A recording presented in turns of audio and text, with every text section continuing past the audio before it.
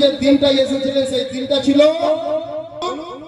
সোমবার, আর তারিখটা ছিল অনেকজনের মতবিরোধ। কেউ বলেছে 2, কেউ বলেছে 8, কেউ বলেছে 9, কেউ বলেছে 12 ইত্যাদি। 9টা মত আছে।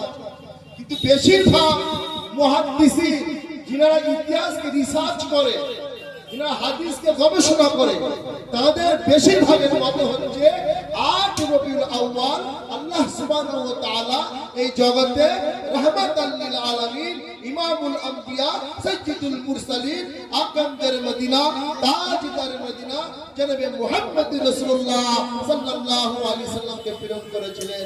জোরে জোরে বলি সুবহানাল্লাহ। তাহলে এখান থেকে আমরা দুটো জিনিস জানতে পারলাম। আল্লাহ রাব্বুল আলামিন আল্লাহ রাসূলকে পাঠিয়েছিলেন, দিনটা ছিল সোমবার, তারিখটা ছিল কেউ বলেছেন 2, কেউ বলেছেন 8, কেউ বলেছেন 9, কেউ বলেছেন 12 ইখতিলাফ।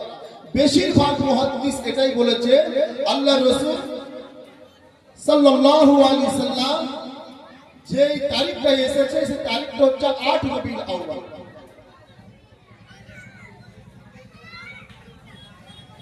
এর পরের কথা হলো আল্লাহ রাসূল সাল্লাল্লাহু আলাইহি ওয়াসাল্লাম যখন দুনিয়া থেকে আল্লাহ রাব্বুল আলামিনের ডাকে পরগমন করলেন, মৃত্যুবরণ করলেন, যত মুহাদ্দিসিন আছে সবার মত এক, সেটা হচ্ছে 12ই রবিউল আউয়াল।